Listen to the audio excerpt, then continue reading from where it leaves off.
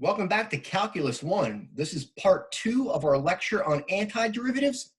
In part 1, we kind of got through all the basic introduction and theoretical aspects. Right now, we're going to jump straight into a bunch of examples.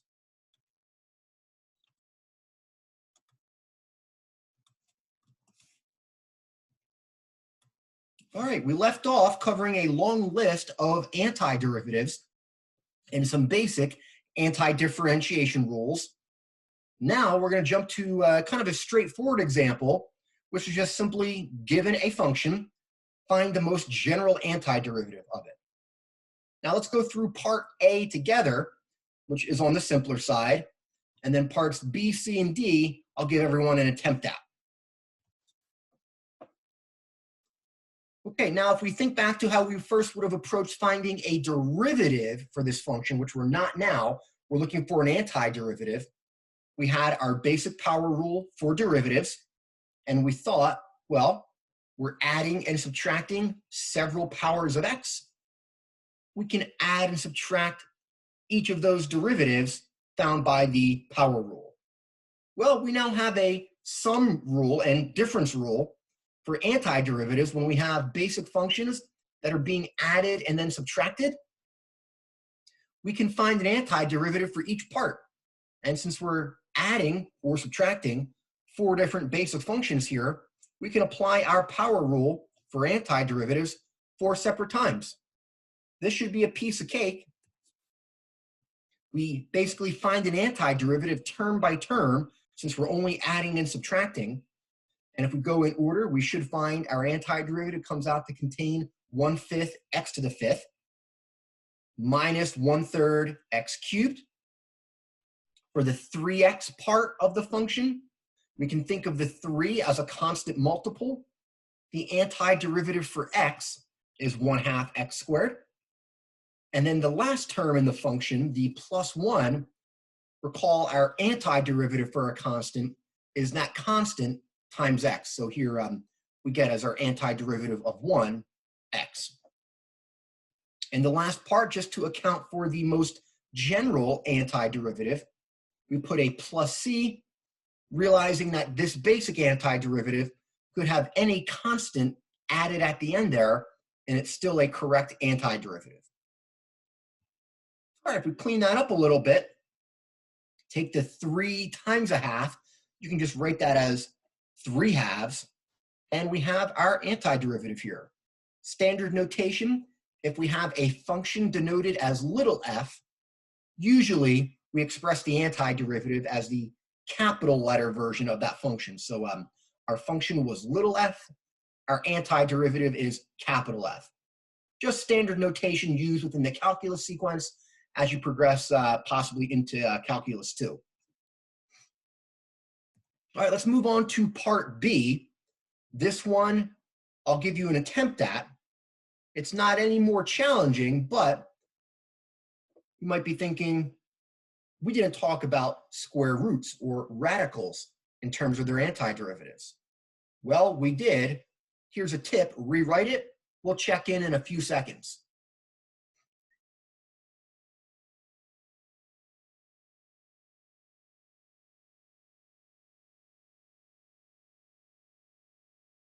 All right, now there's really not much to rewrite here. We only really have one basic or fundamental anti-differentiation rule, which is the power rule. Just think how you can rewrite a square root of x. You can rewrite that as x to the 1/2 power. We now have basically a sum and difference of several basic functions that have basic antiderivatives, and we just apply our anti-differentiation rules one at a time. The most probably difficult part for this is just being comfortable with kind of adding and subtracting fractions, as happens here with that x to the positive 1/2. When we apply the power rule for antiderivatives, we take our function x to the 1/2 and add 1 to that exponent. 1/2 plus 1 is 3/2. And then we divide by that new exponent. So notice here, we're dividing by 3/2. Now you might be comfortable incorporating several different simplifications all at once, but recall when we divide by a fraction, it's equivalent to multiply by its reciprocal. So you might have already reciprocated that 1 over 3 halves and re-expressed that or rewritten that as 2/3. All right, the other parts are pretty straightforward. The exponential function is its own antiderivative. The constant 2 is thought of as a constant multiple. The only one that's a little bit tricky now with the plus or minuses that come about is an antiderivative for sine of x. All right, one way I like to think about this is just to quickly check going backwards what is going to differentiate to negative sine of x. And cosine of x, its derivative is negative sine of x. So we have reversing an antiderivative for minus or negative sine of x is just cosine. Again, always check by quickly calculating a derivative to see if you get your given part of the function there. All right, and then we incorporate a plus c at the end since we're looking for a most general antiderivative. All right, and we get our antiderivative here, 2/3 times x to the 3 halves plus 2 times e to the x plus cosine of x plus c.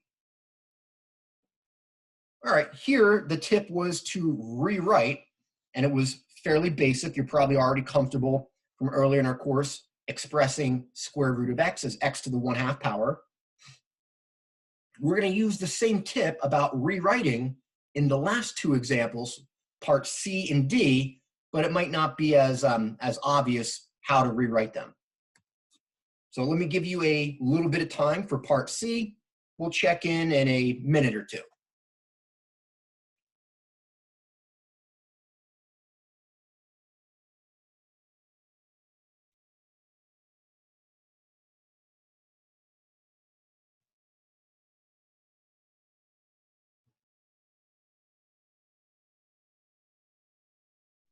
All right, now the tip or hint is to rewrite this function, and there's really not much that we can do algebraically to that other than multiply it out, FOIL it, or expand it. So if we do that, we'll be able to express it as a sum of powers of x, and then apply our power rule for antiderivatives, and then the sum and difference rule. All right, if you expand that or FOIL it, you should get 2x squared plus 7x plus 3. And now we can find an antiderivative for each of those three terms. Should be very straightforward with the power rule for antiderivatives. We think of 2 and 7 as being constant multiples, and then look for antiderivatives of just x squared and x. Apply the power rule to them. The antiderivative of x squared would be 1/3 x cubed, and the antiderivative of x, 1/2 x squared. The last term, 3, that is a constant. An antiderivative for a constant is the constant times x. And if you check by going backwards by differentiating, the derivative of 3x is 3. So that's correct to include that in the antiderivative. And at the end there, as always, plus c. All right, so that one wasn't too bad. The algebraic simplification or rewriting wasn't that bad. And we get as our antiderivative 2/3 x cubed plus 7/2 x squared plus 3x plus c. All right, the same tip applies for part D, which I'll give you some time for. This one is a little challenging, but really not that bad compared to what's coming next, which isn't that bad, don't worry. So pause the video and give yourself maybe 1 to 3 minutes for this. This one might come very quickly, or you could be kind of spinning your wheels for a while looking at that, not sure what to do. We'll check in a few minutes.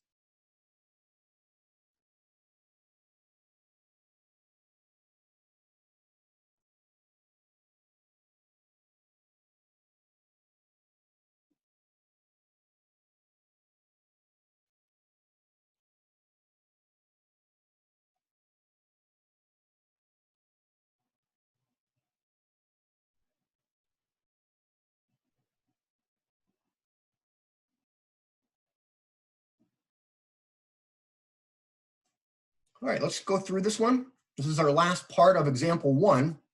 Example one is on the simpler side.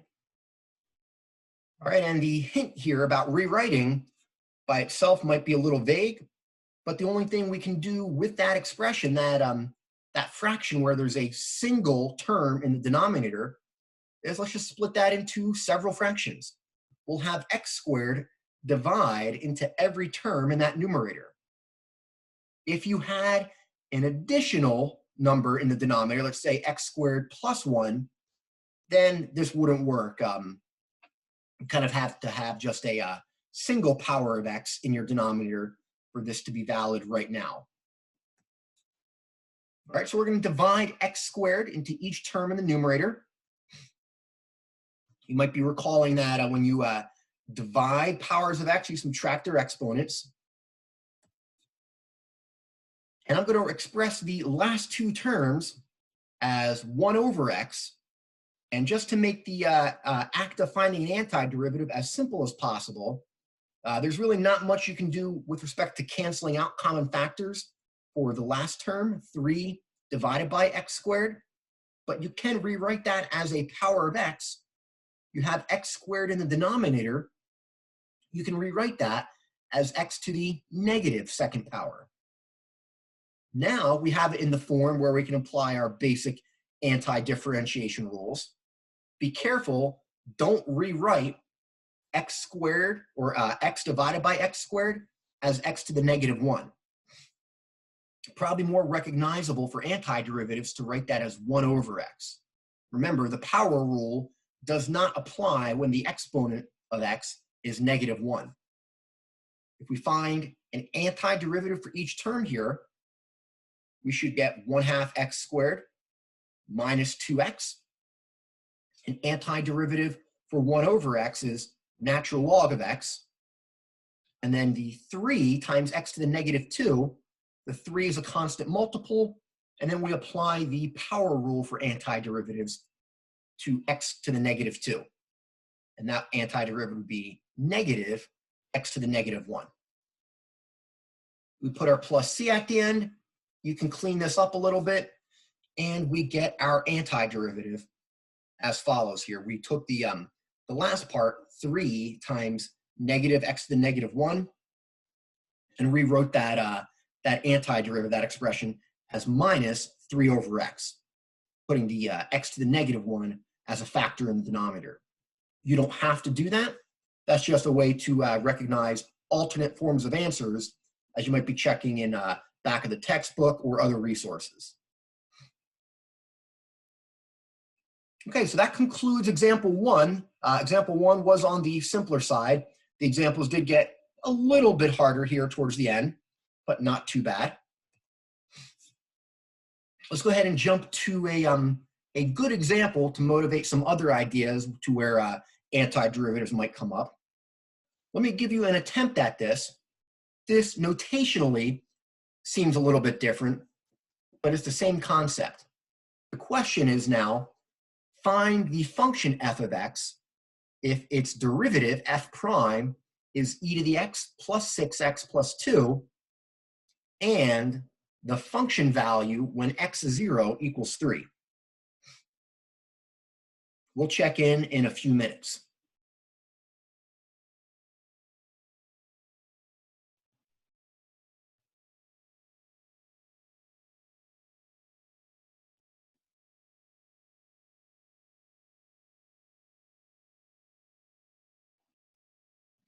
Welcome back. Let me give you a hint. The last part, the little f of 0 equals 3, this is what we call in mathematics and physics an initial condition. And basically, this says if we plug x equals 0 in to the function, we get as output the y value or function value 3.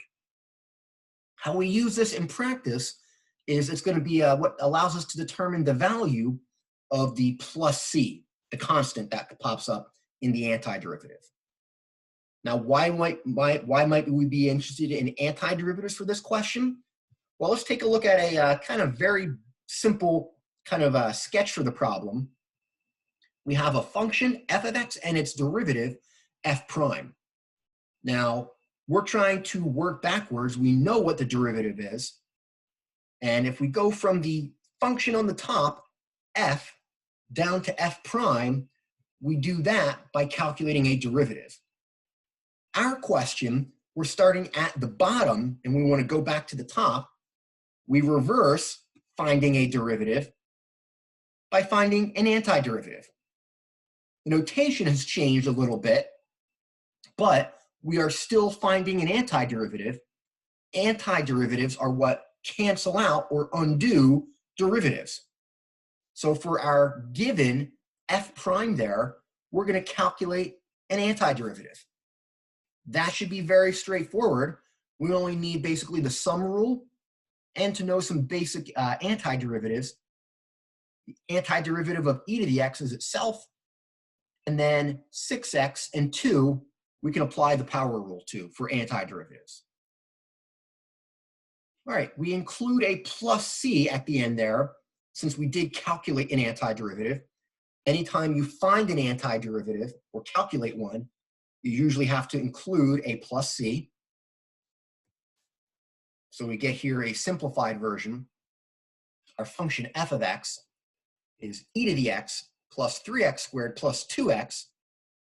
This hasn't completely determined our function because there's an unknown constant still at the end there, the plus c. Now at this point, the calculus is done.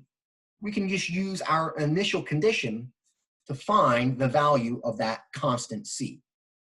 So what this says is if we plug in x equals 0, we want to get the output y or function value 3.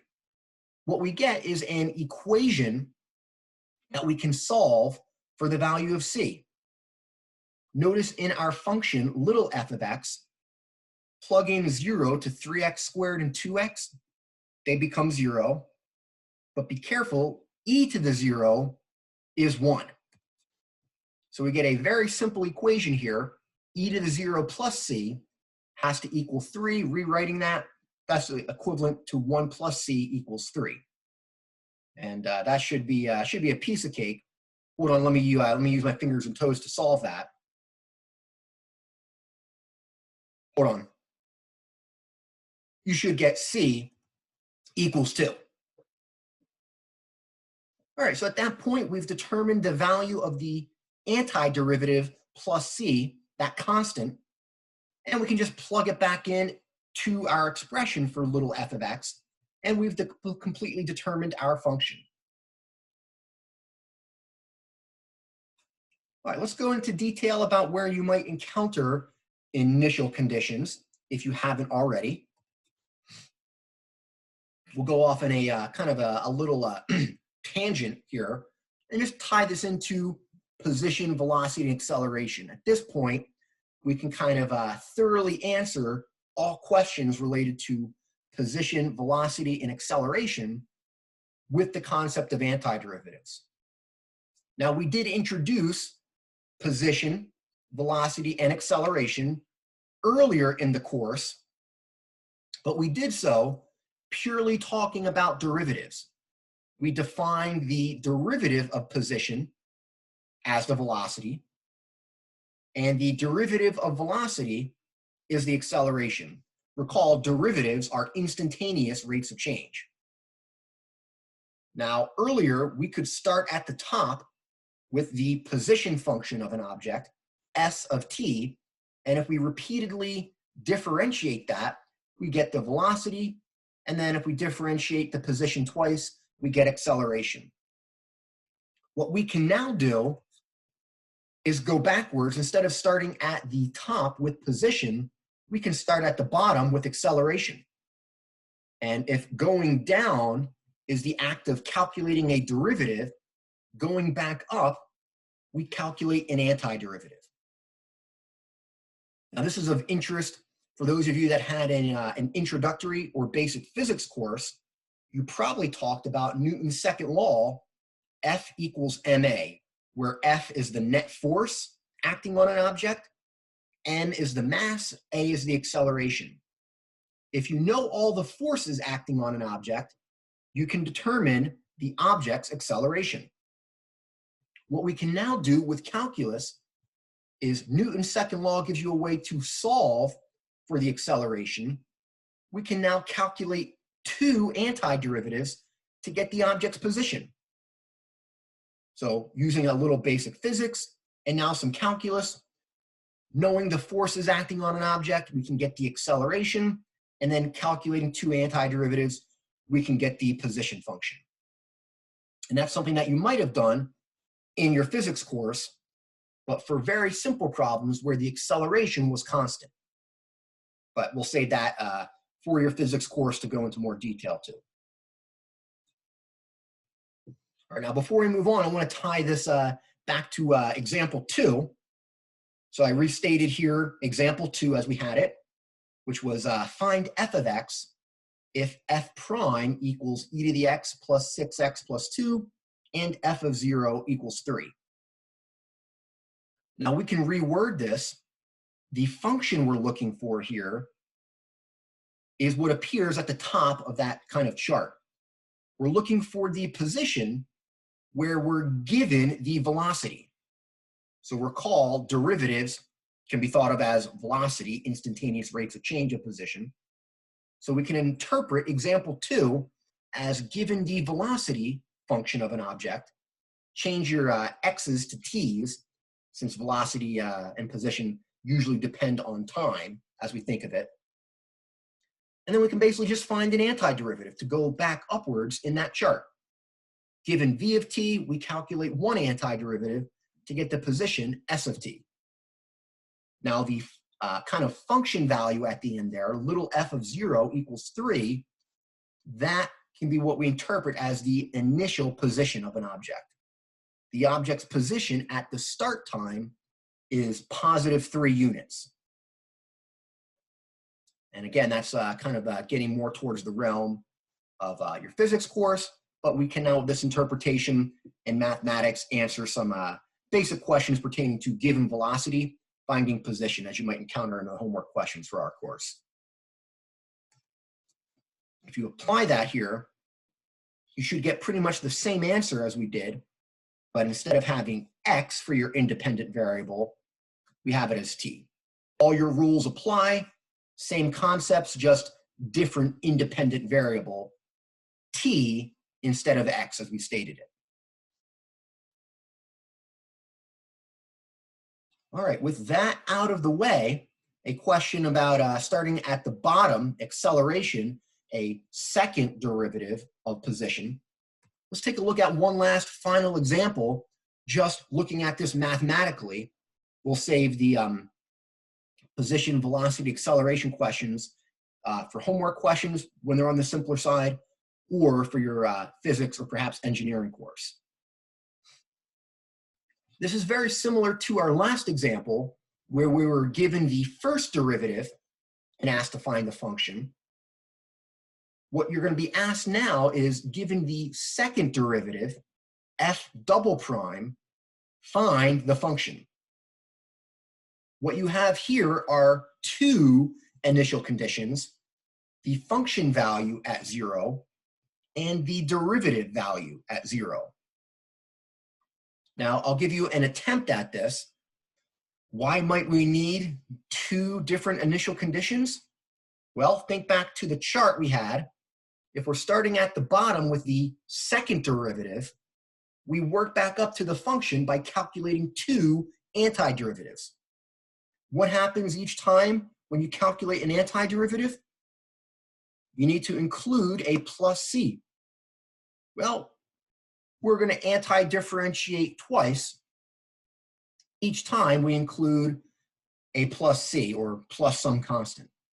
See if you can put those ideas together with what we covered in the previous example, example 2, and we'll check in a few minutes.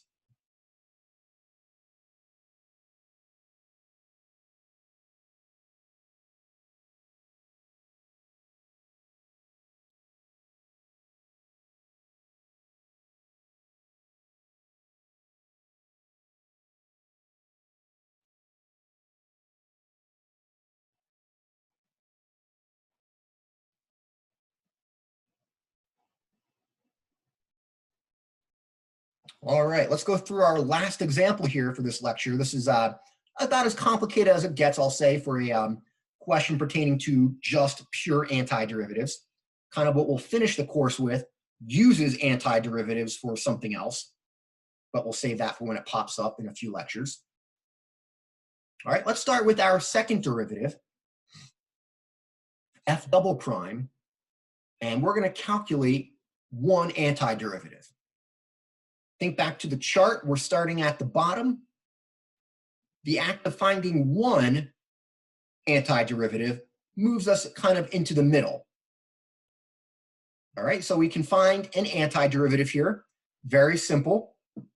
We just basically apply the power rule and sum and difference rule. All right, notice I did some simplification. 12x squared, an antiderivative for x squared is 1/3 x cubed. And 12 times 1/3, or 12/3, reduces to 4. So you might be comfortable incorporating some of those simplifications as we go. So definitely do that, but certainly work through individually step by step if you need to. All right, and 6x, its antiderivative, comes out to contain a 1/2 x squared. 1/2 times 6 gives you the 3 there. Now, since we calculated an antiderivative, we include a plus a constant at the end. So we'll go with plus c because mathematicians are boring. Okay, so that puts us in the middle. This has not answered our question. We were given the second derivative. Right now, we have the first derivative. Now, what we can do is use the initial information given there. We have a derivative initial condition. We can use that to determine c. I advise, if you can, for a question like this, determine the individual value for the plus c that you get at each step. So we're going to calculate the value of c here before moving on and anti-differentiating one last time. All right, so this says if I plug in x equals 0 to the first derivative, we get that value as 1. Just be careful, some of the terms evaluate to 0, e to the 0 evaluates to 1. So if you plug 0 in, you get 1 plus c, but what we want is that to equal the value 1, since we were told f prime of 0 equals 1. So we get a simple equation, 1 plus c equals 1. That implies c has to be 0.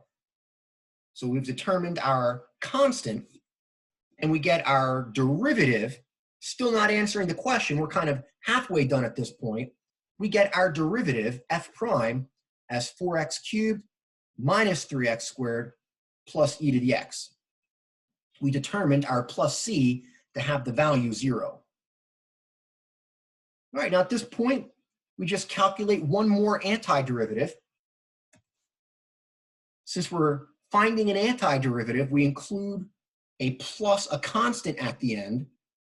It's not wrong to include a plus c here, but since we already used c, let's include a constant denoted by a different symbol. So if we choose c, it might be logical to call the next one d.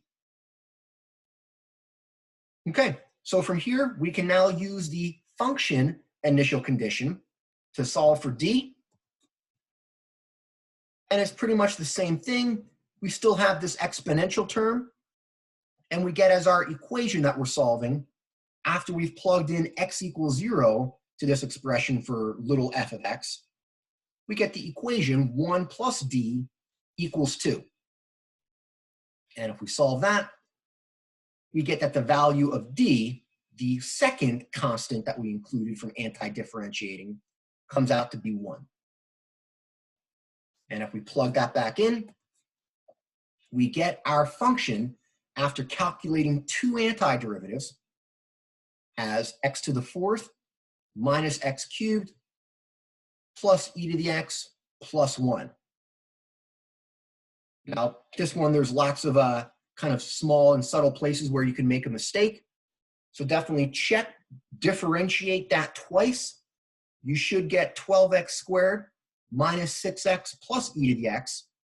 And if you plug in 0 to this function and its derivative, you should get the respective values 2 and 1. So there's kind of some built-in checks here, which I encourage you to apply as you're going through these first few examples. All right, that basically brings us to the end of our lecture on antiderivatives. Antiderivatives are going to come back within a lecture or two for our course, and antiderivatives come back for a large part of Calculus 2.